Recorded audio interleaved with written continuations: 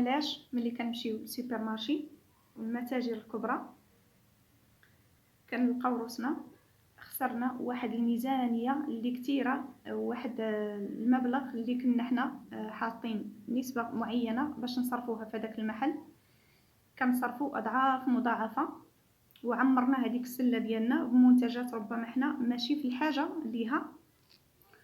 ويعني في النهايه كنصدقوا الميزانيه ديالنا مهرسه في الاول ديال الشهر.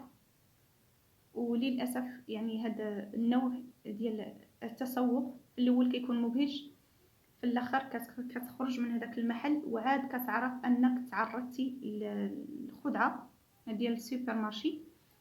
خليكم معايا غادي نتعرفوا على الخدع والحيل والقوالب كيف ما كنقولوا حنا المغاربه ديال السوبر مارشي، وشنو اللي كيخلينا دائما كنطيحوا في نفس الوضع. السلام عليكم ورحمه الله تعالى وبركاته. اخوه واخوات، مرحبا بكم في فيديو جديد وموضوع جديد. الموضوع ديالنا اليوم غادي يكون على السوبر مارشي او المتاجر الكبرى، يعني هي حاليا فارضه راسها وموجوده في العالم كامل، ماشي عندنا حنا في المغرب. غادي نشوفوا المشاكل وال يعني الامور اللي كتخلي المتسوق ملي كيدخل لهذا الفضاء كيتسوق بدون وعي، بدون حكامه، كيخسر الفلوس ديالو، وللاسف صافي الميزانيه ديالو كتخرب. اول حاجه، واش ما رديتوش بال ان السوبر مارشي عنده جوج ديال البيبان، دائما واحد للخروج والثاني للدخول والثاني للخروج، ودائما هذاك الباب اللي كنخرجوا منه كيكون بعيد على اللي كندخلوا منه. هادشي ماشي اعتباطا ولا صدفه، بالعكس المستهلك او المتسوق ملي كيدخل المحل التجاري عنده واحد الماده معينه او واحد المنتج داخل باش ياخذه، يعني كيكون هو يعني قبل عنده واحد الماده خصو يدخل ياخذه يمشي بحاله. هذه هي الفكره ديالو، لكن للاسف هو كيتمشى يعني باش يمشي لهذيك الماده، وغالبا غادي تكون ماده اساسيه كالسكر والزيت والصابون والخبز وغيرهم، وكنلقاوهم دائما هاد المنتجات هادو محطوطه في الاروقه الاخيره، يعني قريبه للباب ديال الخروج. خاصك ضروري تمشى واحد الفتره او واحد المسافه كبيره باش توصل لهذيك الماده تاخذها. اشنو كيوقع وانت دافع الكروسه ديالك وكتمشى؟ ضروري كتشوف يمين كتشوف شمال، كيبانوا لك شي حوايج محطوطين اللي هما ما محطوطينش غير من الصدفه. هما السوبر مارشي راه عارفين اش كيديروا ودارسين العقليه ديال الانسان. ملي تجي باغي تاخذ هذاك المنتج كتلقى راسك هزيتي بزاف ديال الحوايج وحطيتيهم في يعني في هذيك الكروسه ديالك، وللاسف ما كتقدرش تستغنى عليهم، حيت كتكون اصلا انت داخل في داك الرواق هذاك وفي هذاك الفضاء كليماتيزي، وهذا ما كيجيب لك الله بان هذوك المنتجات اللي هزيتيها راك فعلا محتاجها. هذه اول حاجه كتخلي ان المتسوق كيفقد الرقابه والسيطره على نفسه ملي كيدخل السوبر مارشي. بالنسبه للحاجه الثانيه،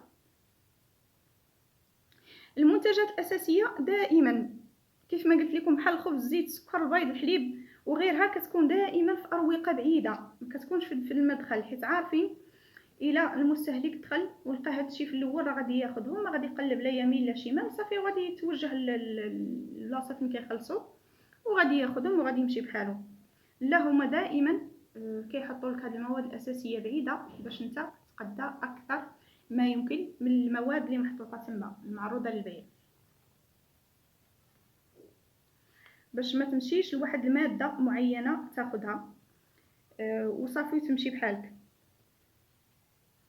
والحاجه الثانيه اللي كتخلي يعني المتسوق انه الثالثه عفوا اللي كتخلي المتسوق انه يعني كيتصيد كيف ما كنقولوا هي التخفيضات او البروموسيون اللي كيكونوا جايبين واحد 3 أو 4 ديال المنتجات وجامعينهم مع بعضهم وكاتبين عليهم بالاحمر او بالصفر تخفيض، ومجرد ما كنشوفوها حنا كمتسوقين كيجيب لينا الله بان هذه فرصه او هوته ما خصهاش تفلت. ولكن اللي كيوقع هو انه هذاك المنتج غالبا ما كيكونش عليه تخفيض، حيت الا كلفتي راسك غير واحد شويه وشفتي هذاك المنتج اللي جامعينه لك 3 ولا 4 وديري ليه واحد الثمن معين ومشيتي شفتيه الفرد يعني لواحد الحبه، غتلقى انه نفس الثمن اللي كاين هو كيتباع لك بالوحده مجموع مبيوع لك في البروموسيون. اذا اشنو كيوقع؟ كتولي انت هو الهوته ديال السوبر مارشي، انت هو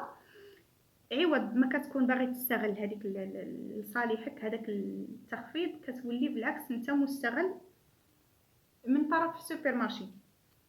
هذه من ضمن الحوايج اللي كتخلي يعني المتسوق السوبر مارشي كيفقد فلوسه. والحاجه الاخرى اللي عنده واحد اللي حاسس اللي كيعرف راسو انه ما عندوش واحد الرقابه على نفسه وما كيتحكمش، يعني كيمشي للسوبر مارشي صافي كيولي غير يهز تحط في الاخر ما صافي من بعد ما كيعرف انه فعلا قفرها مزيان عاد كيبقى يندم وكيقول اودي انا داك السوبر مارشي ما نمشيش ليه، ولكن للاسف كتعاود نفس البلان وكيعاود يمشي ليه مره اخرى وكيعاود نفس الخطا. والصراحه يعني انا كفرد وكمتسوق كانوا كيوقعوا لي هاد الحوايج وباقي مره كنضعفوا. ملي جيت نقلب وبحثت لقيت ان فعلا هاد الامور هذه اللي كاينه في السوبر مارشي هي اللي كتخليني نخرج على الميزانيه الاساسيه ديالي وداك المبلغ اللي انا حاطاه باش نخسر وما نزيدش عليه. اللي ما عندوش المناعه والعزم باش يمشي لواحد المنتج اللي هو محتاجه مباشره بلا ما يهز في طريقه حوايج ما محتاجهاش وما غاديش يستهلكها وربما ينتهي بها الامر في الطارو ديال الزبل الحشاكم. والحاجه الاخرى واش ما رديتيش البال ان دائما السوبر مارشي كيبدل بلايص للمنتجات ما كيخليهمش في نفس البلاصه. علاش كيخليهمش في بلاصه واحده؟ عارفين انك انت عاقل ان هذاك اتاي وداك السكر وغيره محطوط في الرواق فلاني فكتمشي ليه مباشره. هما ضروري خصو يبدلوه لك من رواق لرواق باش تبقى انت دائما في بحث مستمر، وخلال البحث ديالك دائما كتهز منتجات في طريقك انت ماشي وكتشوف كيبان لك هذه كتبان لك هذه كتهز معك دراري صغار كيلصقوا لك على هذه وهذه صافي كتمشى حتى كتوصل. ملي كتوصل لهذاك المنتج اللي انت باغي انت اصلا خديتي منتجات كثيره ماشي في حاجه ليها. وحتى يعني ملي كتعرف وكيكون عندك الادراك انه فعلا انت طحتي ضحيه ما كتخلش من المنتجات اللي انت يعني خديتيها. مثلا انت في السوبر مارشي كتمشى وكترد البال ان هذا المنتج اللي خديتيه هو ماشي بروموسيون ولا حتى شي حاجه، ولكن للاسف كتشبت به وكتديه وكانه نوع من الاستحياء او نوع من كتقول لا انا هذه الماده هذه خديتها حشومه باش نرجعها، وهادشي راه ماشي عيب بالعكس. يعني صافي انا وعيت بان خديت واحد المنتج ما صالح لياش غادي نرجعه غادي نمشي، ولكن دائما يكون فيه الادب ديال التصرف. كنمشي ناخذ المنتج وكنرجعو منين هزيته.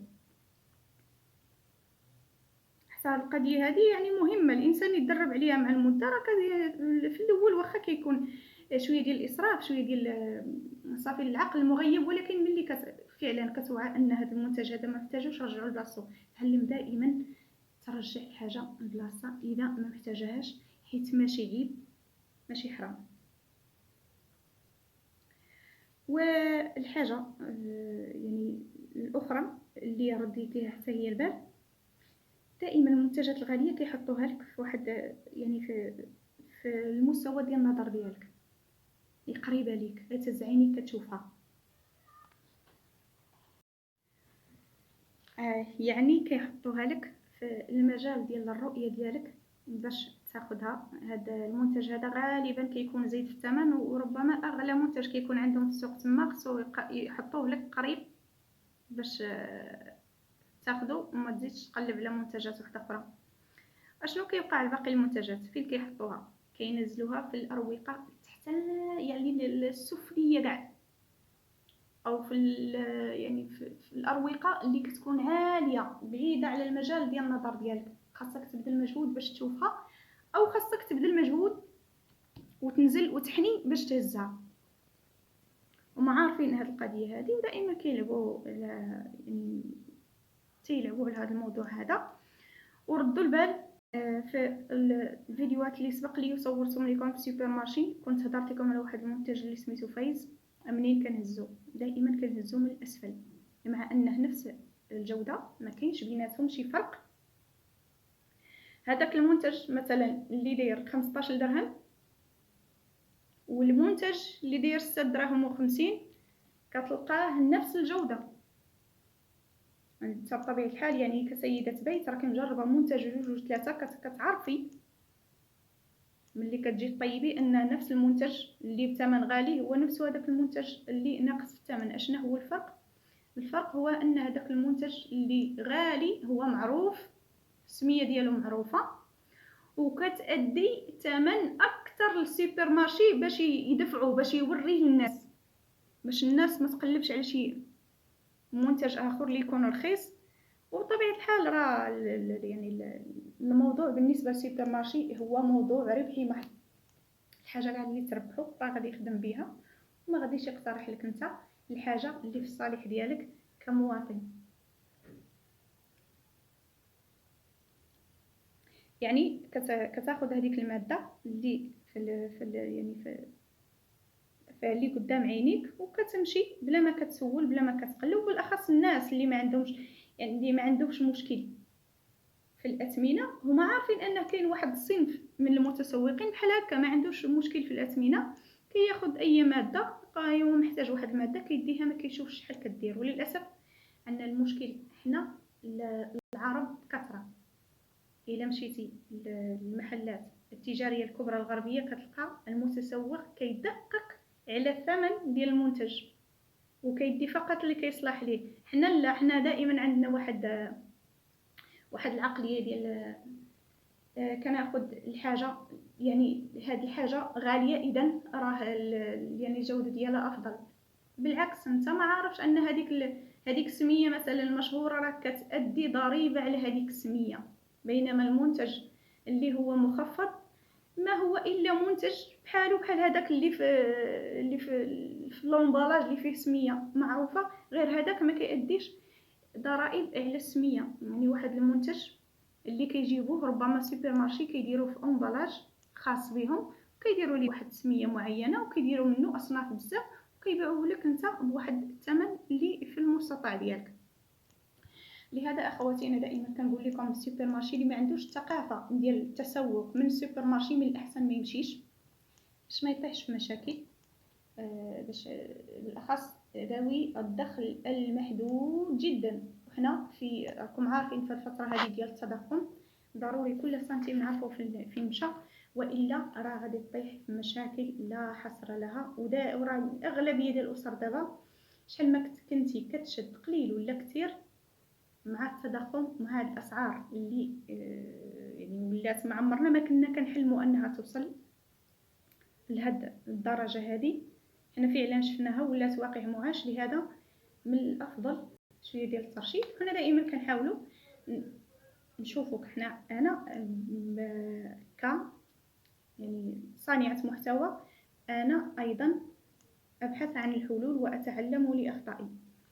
المهم حبيباتي، والحاجه الاخرى واش ما لاحظتوش ان المنتجات ديال الاكل يعني شي حاجه اللي كتكون جاهزه دائما ملي كتمشي لهذاك الرواق الرائحه ديالها كتعطي، كتشم الخبز دائما كتشمو طري. علاش؟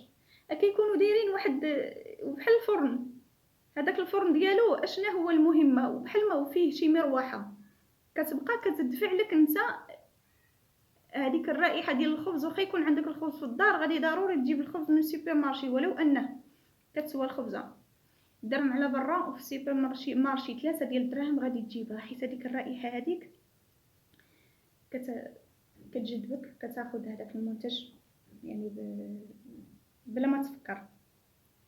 وحتى المنتجات اللي عندهم طيبه مثلا تم الدجاج او غيره دائما كتلقى هذيك الرائحه ما كتقاومهاش. دزتي من تما الا ما كنتيش واحد الانسان كيف ما قلت لكم عنده رقابه وتحكم في نفسه غتبقى اللي شفتيها تهزها. وهذا ما يفسر علاش يعني سمحوا لي راه كان شويه ديال الضجيج. هادشي علاش كنردوا البال ان في رمضان كتكون السوبر مارشي كيبيع مزيان حيت الناس كتكون جيعانه. المهم حبيباتي، هذا فيديو جزء اول، انتظروني في الحلول اللي غادي نعطيكم باش تساعدنا نتسوقوا بحكامه. الى الملتقى بحول الله.